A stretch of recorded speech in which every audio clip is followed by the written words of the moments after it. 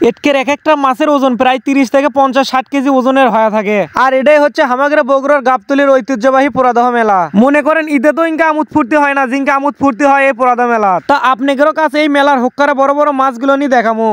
তো আপনারা সগলি কেঙ্কা আছেন? আমার ইনকে বগুড়ার মতকের ভিডিও নিত্যদিন দেখবার চাইলে অবশ্যই ফলো করে আমার গ্রোথ বসে থাকবেন। আর ভিডিও দেখবেন কিন্তু লাইক কমেন্ট করবেন না, তা কিন্তু হবার লয়। ভিডিওটা কেঙ্কা লাগছে অবশ্যই না কমেন্ট করে জানান দেবেন। তা নিত্য বছর ফেব্রুয়ারি মাসের মধ্যে উজু আসেই কিন্তু এই মেলাটা লাগে। তাছাড়া এই পুরাদহ মেলার আরেকটা নাম হচ্ছে মাছের মেলা। মনে করেন এই মেলার যার টাকা আছে তাইও মাছ কিনবি, আর যার টাকা নাই তাই কিস্তির থেকে হলেও টাকা তুলে এর থেকে মাছ কিনবি। মনে করেন এই মেলার এমরো সগলির জামইজি মানুষের থেকে মাছ কেনার জন্য বা মাছ দেওয়ার জন্য একবার হলেও দাওয়াত দেওয়াই লাগবি। তা এটা পুষ্কি কোনা ছোলক মাছ এনে আলোক করে খানিকক্ষণ ধরে থাকবার করছিলাম, ও মা তাই কোন ধবাস করে পড়ে গেল মাছের ওজনে। খালি যে এই মেলার এমরো লোকেরাই যে খালি মাছের হাউস করে থাকে তা কিন্তু লয়। বগুড়া জেলার বেমাকগুলোর লোকে কিন্তু এই মাছ কেনার জন্য হা করে থাকে। আর ঘটনা হচ্ছে আপনি হয়তো মনে করবেন যে এই মেলার মধ্যে খালি হিন্দুরাই মাছ বিক্রি করে, তা কিন্তু লয়। প্রায় 90% মুসলিমই কিন্তু এই মেলার মধ্যে মাছ বিক্রি করে। আগেকার মই মুরব্বী গুলো করছিল যাই মাছ বিক্রি করে তাই হচ্ছে জালে, কিন্তু এখনকার লোকজনেরা কয় যাই মাছ বিক্রি করে তাই হচ্ছে মাছ ব্যবসায়ী। আর এই দিকে তাকালে ঠিকই টের পাবেন যে হুক্কার বড় মাছ নিয়ে কেঙ্কা করে সালিবারি করছে।